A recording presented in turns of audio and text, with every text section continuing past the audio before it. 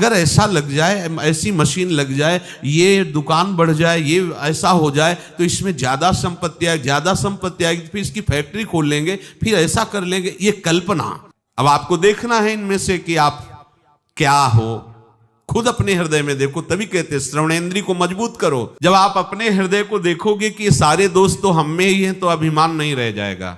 अगर कोई भी चाह प्रभु के सिवा है, परमार्थ के पथिक को आगे नहीं बढ़ने देगी।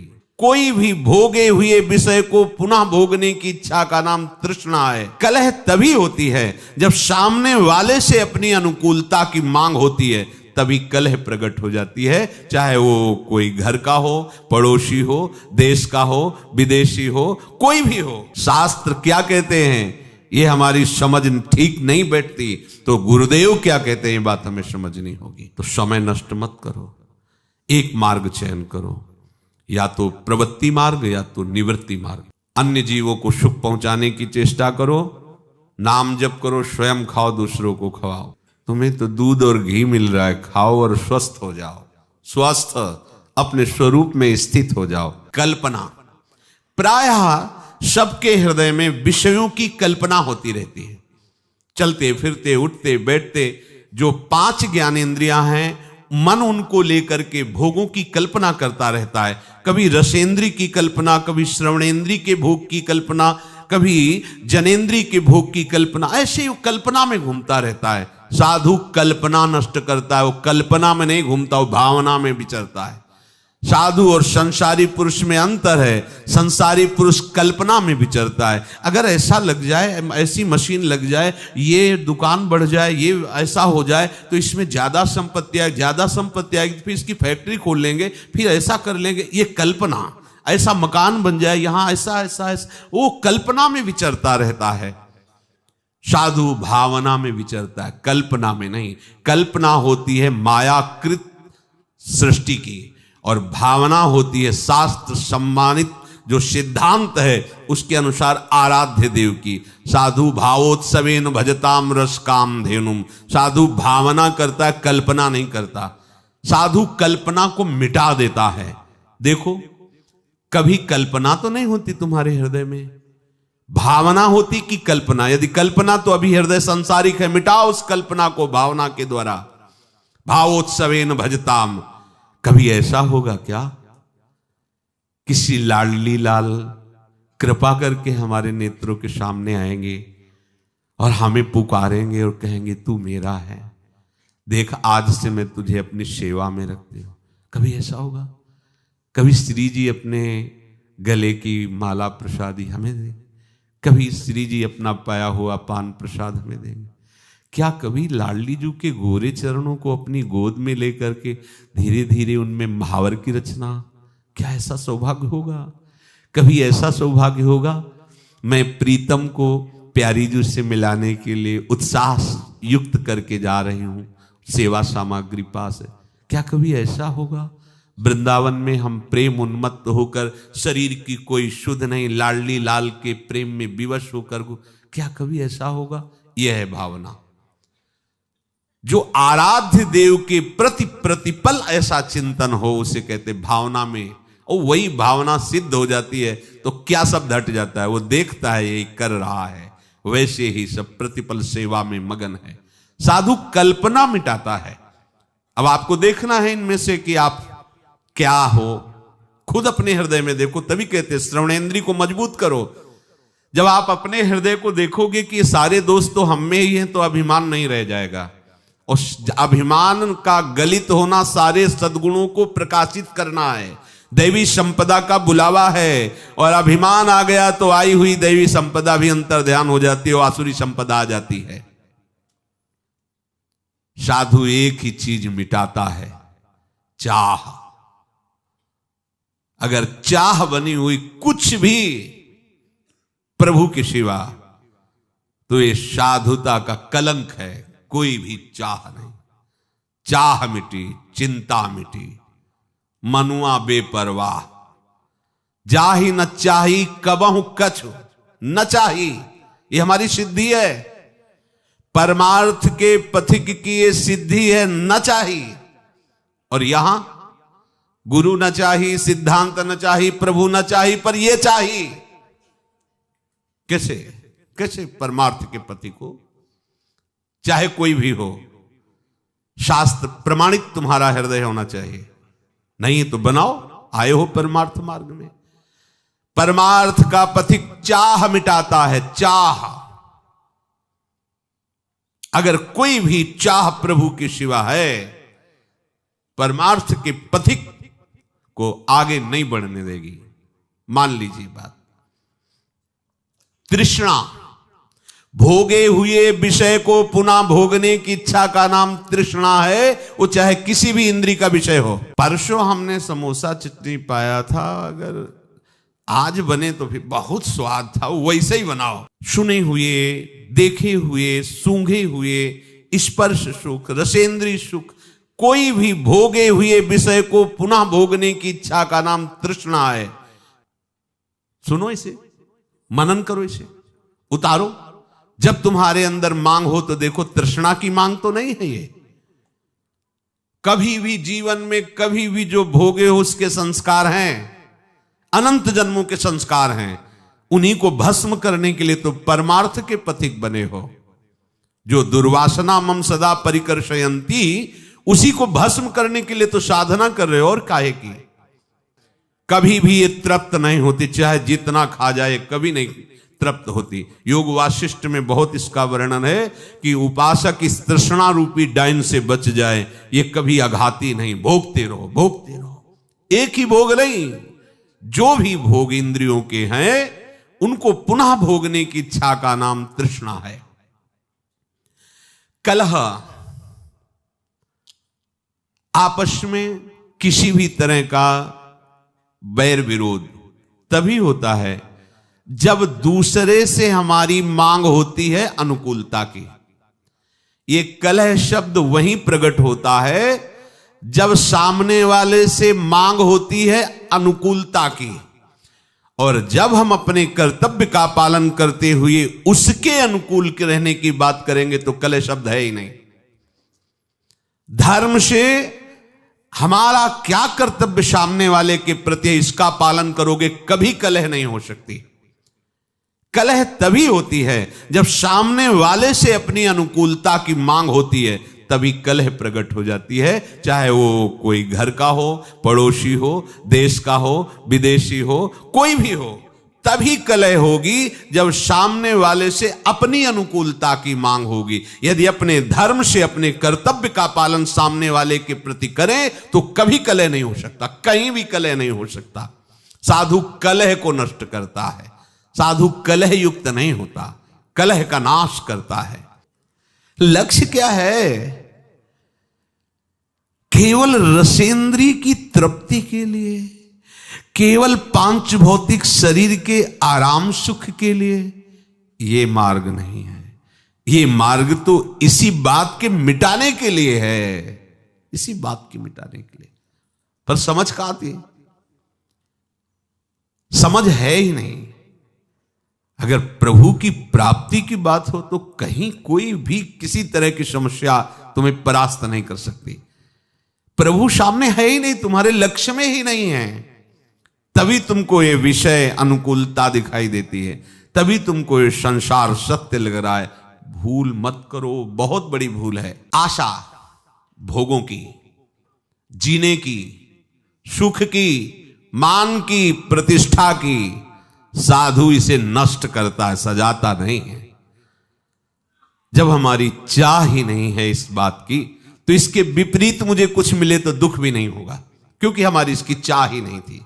अगर है भी तो इसे मिटाना है, ये आशा हृदय में नहीं रहनी चाहिए।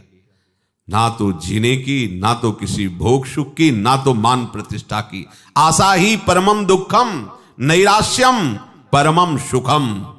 इस मार्ग का उपासक आशा को नष्ट करके नैराश्य में बदल देता है। उदासीनति रही गुसाई, कहां समझ में आता है? क्या सुना है? कहां उदासीनता जगत के प्रति है? नहीं, भक्ति के प्रति उदासीनता है, सिद्धांत के प्रति उदासीनता है, और जगत के भोग ये मित्र लगते, ये प्यारे लगते हैं। आशा का नाश करो, तभी साधु बन सकते हो। जिस मार्ग में आप चल रहे हैं बार बार नहीं मिलता। और ये मार्ग ऐसा नहीं है कि आप आराम से मुस्कुराते हुए चले जाओ, नहीं, यहां बड़े बड़े चोर लगे हुए हैं, ठग लगे हुए हैं, फुसला के बहाने से आपको आपकी सारी अध्यात्म शक्ति को लूटने के लिए वो तैयार है। थोड़ी भी अपनी मान्यता और आग्रह आपको परमार्थ में नहीं चलने देगा। मान लो ये परमार्थ खिलवाड़ नहीं है, बहुत सुंदर खिलवाड़ है। दोनों बातें, जिसने मनमानी आचरण छोड़ दिया, गुरु वचनों पर चलने लगा, उसके लिए खिलवाड़ है परम पद। और जो मनमानी चलता है वो कभी भी इस पर्वत को लांघ नहीं सकता। नाना प्रकार की वासनाओं का इतना बड़ा पर्वत है, आप लांघ तेति दुर्गम शैल विशाला नहीं पार कर सकते। और यदि कृपा पात्र बन गए तो मूकम करोति वाचालम पंगुम लंघयते गिरिम। पंगुम लंघयते गिरिम, पैर भी ठीक नहीं फिर भी पार चढ़ जाओगे। यत कृपा तब हम बंदे परमानंद माधवम, वो माधव की कृपा का जो आश्रय ले लेता है सब बात बन जाती। कृपा पात्र वही होता है जो अपना आग्रह दुराग्रह नहीं रखता, केवल शास्त्र सम्मत मार्ग का अनुसरण करता है। शास्त्र क्या कहते हैं ये हमारी समझ ठीक नहीं बैठती, तो गुरुदेव क्या कहते हैं ये बात हमें समझनी होगी। हमारी श्रवणेंद्र ही कमजोर है, 5-5 वर्ष से सत्संग सुन रहे, कोई फर्क ही नहीं पड़ रहा। क्यों? क्योंकि लक्ष्य ही नहीं है भगवत प्राप्ति। अगर भगवत प्राप्ति लक्ष्य है तो कभी कभी वही आराध्य देव गुरुदेव प्रतिकूलता का स्वांग रचते हैं, तो उस उपासक के हृदय का लक्ष्य जो है वो उसके हृदय में छा जाता है और निर्णय निकलता है कि अब मेरा अस्तित्व क्या है। ये चाहे प्रशंसा करे, माला पहनावे या अपमान करे, निंदा करे, अब मैं बचा ही नहीं, ये अपनी ही प्रशंसा कर रहे, अपनी ही इनका खेल है। अब मेरा अस्तित्व क्या है? मैं ये है। जो भगवत लक्ष्य को दृढ़ता पूर्वक स्वीकार करके चलने वाला उपासक है, उसकी यह स्थिति होती है, उसको इससे कोई परवाह नहीं होती। पर श्रवणेंद्रिय कच्ची है, सुना ही नहीं अभी तक। ये आश्चर्य की बात। पानी में मीन पियासी मुझे सुन सुनी आवे हांसी, जल में खड़ा है भी प्यास प्यास रट के मर रहा है। अरे थोड़ा ग्रीवा झुका देख, जल में खड़ा है। थोड़ा अहंकार नीचा कर, अहंकार मिटा देख, अमृत समुद्र वृंदावन धाम में बैठा हुआ है। अब कौन सा तुझे सुख चाहिए? पर जब तक अहंकार है, वृंदावनी इह विधि बसे तज के सब अभिमान, केवल अभिमान शब्द नहीं लिखा, सब विद्या रूप महत्व गुण धन जोबन अभिमान, सठकंटक देखे जहां रहे न भक्ति निदान। आए किस लिए हो? भगवत प्राप्ति के लिए। अगर नहीं तो समय नष्ट मत करो, एक मार्ग चयन करो, या तो प्रवृत्ति मार्ग या तो निवृत्ति मार्ग। निवृत्ति मार्ग तुम्हें अगर केवल इसलिए लग रहा है कि खान पान विश्राम और सुविधा, तो भूल मत करना, बहुत ही आपको भ्रम में फंसना पड़ेगा। मेहनत करो, अन्य जीवों को सुख पहुंचाने की चेष्टा करो, नाम जप करो, स्वयं खाओ, दूसरों को खवाओ, प्रवृत्ति मार्ग। और घोर शासन युक्त रखकर अपनी इंद्रियों को अपने आराध्य देव के अनुकूल आचरण करते हुए पूरा जीवन व्यतीत कर दो, निवृत्ति मार्ग। बीच में मत रहो।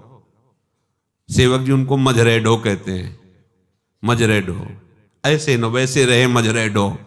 ये बीच के लोग हैं, ये न घर के होते हैं न घाट के होते हैं, इसलिए बहुत सावधान। हर उपासक अपने लक्ष्य को प्रतिपल सामने रखे। जो लक्ष्य को सामने रखता है उसकी कोई शर्त नहीं होती, वो बिना शर्त का बिका हुआ होता है। ये जितने शर्त वाले हैं ये सब अपने मन में बिके हुए हैं, ये मन के अधीन है, ना गुरु के न शास्त्र के। बहुत सावधान। अगर आप शास्त्र सम्मत चलेंगे तो जितने लोकांतर के सुख आपके चरणों में लुटेंगे। जितनी सिद्धियां हैं वो सब आपके सामने हाथ जोड़े खड़ी रहेंगी। ये भगवत मार्ग है। इसके लिए थोड़ी आपको भगवत मार्ग का प्रयोग करना है, ये तो बाधा रूप से आपको घेर लेंगी। इसके लिए हमें आराधना थोड़ी करनी है, ये हमारा लक्ष्य थोड़ी है।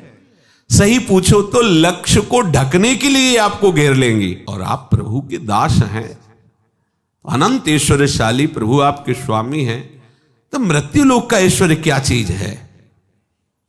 अरे ब्रह्मा का भी परमेष्ठी पद बहुत हल्का लगता है। जो हरिदास है ब्रह्मा का भी पद बहुत हल्का लगता है। इन भोगों के लिए वो आराधना का प्रयोग करे, साधु वेश का प्रयोग करे, अपने शास्त्र ज्ञान का प्रयोग करे। ये तो बहुत ही बड़ा ज्ञान है, मान रहा है अपने को ज्ञानी। इसलिए सावधान। यही परलोक सकल सुख पावत, मेरी सो भैया कृष्ण गुण संचो। आचार्य चरण को शपथ देने की क्या जरूरत थी? विचार करके देखिए। तुम्हें हमारी कसम है, हे शरणागतो, तुम्हें हमारी कसम है, हमारी इस बात पर विश्वास कर लो। क्योंकि जानते हैं पाए जान जगत में सब जन कपटी कुटिल कलयुगी टंचु। ये सब कलयुगी जीव कलयुग के द्वारा मलिन किए हृदय वाले, कपट छल वाले हैं, संशय वाले हैं। इसलिए कह रहे मेरी सो, तुम्हें मेरी शपथ है, यदि तुम कृष्ण के गुणों का गायन करोगे, उनका चिंतन करोगे, मनन करोगे, तो तुम्हें इस लोक में भी और परलोक में सदा सुख ही सुख मिलेगा। तो हमें सुख लक्ष्य करके प्रभु का भजन नहीं करना। लक्ष्य भजन है, ये अपने आप आपको पीछे पीछे डोलते नजर आएंगे।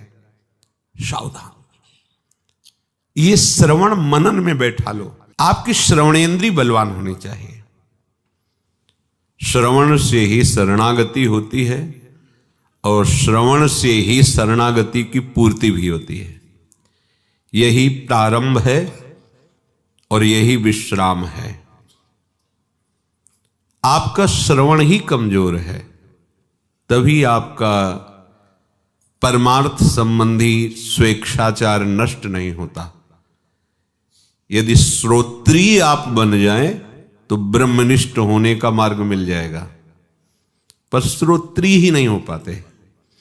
तुम्हारे श्रवण कमजोर हैं। यदि श्रवण ऐसे हो जाए जिनके श्रवण समुद्र समाना, कथा तुम्हारी सुभग सरिनाना, और भरे ही निरंतर पर हो ही न पूरे। रात दिन भगवत नाम, भगवत चर्चा, भगवत चरित्र, भगवत सिद्धांत सुन रहे हैं, पर श्रवणेंद्री कभी ये कि अब हो गया बस, अब क्या सुनना, ऐसा नहीं। समुद्र में जैसे कई नाम रूप वाली नदियां मिलती हैं जाकर, पर समुद्र अपनी मर्यादा में रहता है, कभी उफान नहीं करता। ऐसे प्रेमी की श्रवणेंद्री समुद्र है और ये भगवत चर्चा कई तरह की नदियां हैं।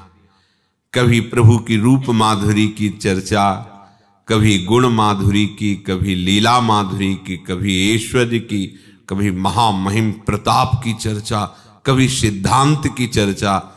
ये विविध प्रकार की नदियां श्रवणेंद्री रूपी समुद्र में जाती हैं, पर उपासक को ऐसा नहीं होता कि ये बात तो बहुत बार सुन लिया, अब क्या।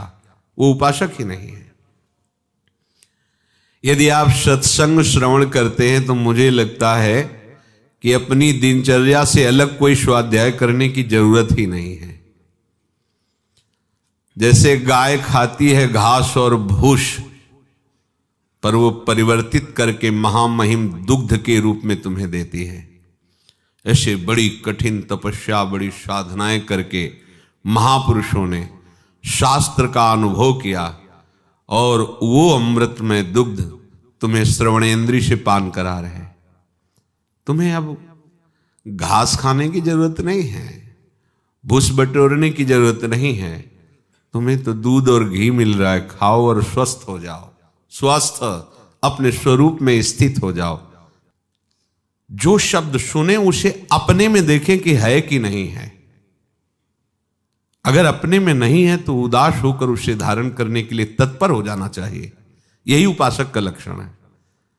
अगर मनमानी आचरण, तो हमें लगता है कि उसका लक्ष्य ही नहीं बना भगवत प्राप्ति। नहीं, ऐसा कैसे हो सकता है? कोई भगवत प्राप्ति का लक्ष्य बना के फिर शास्त्र और सद्गुरुदेव के विरुद्ध आचरण कैसे कर सकता है? कर ही नहीं सकता। उसका हृदय भयभीत हो जाएगा, उसको भारी अशांति हो जाएगी कि जीवन है किस लिए मेरा। पर जिन्होंने लक्ष्य बनाया है विषय, शरीर सुख आराम, और वेश बनाया है उस सुख और आराम के लिए, वो कभी शास्त्र सम्मत मार्ग में चल ही नहीं सकते।